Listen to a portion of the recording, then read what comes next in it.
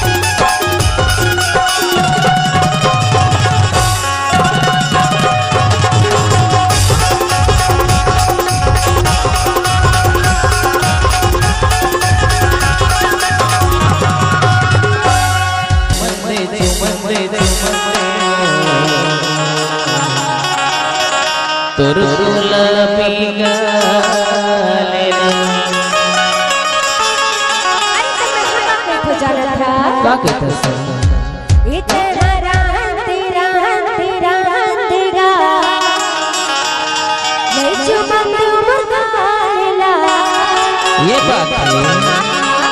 तो का कहते चाहता मोला चुमंदे चुमंदे चुमंदे और गुलाबी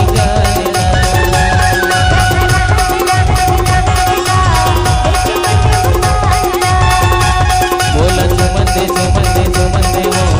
और गुलाबी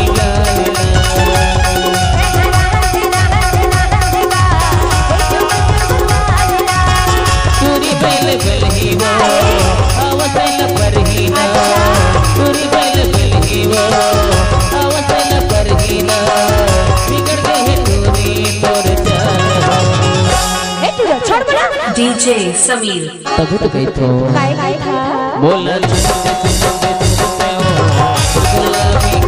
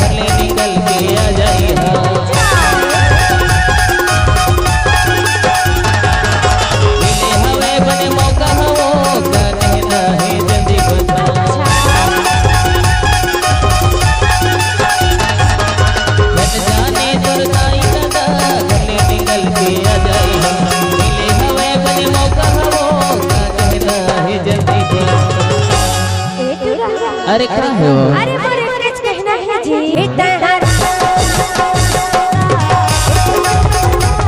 बोला चुमंदे चुमंदे चुमंदे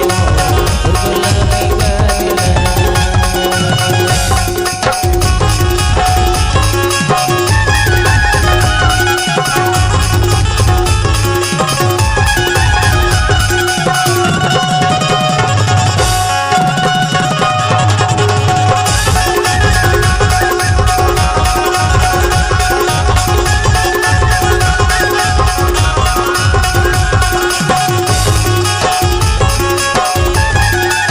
डीजे समीर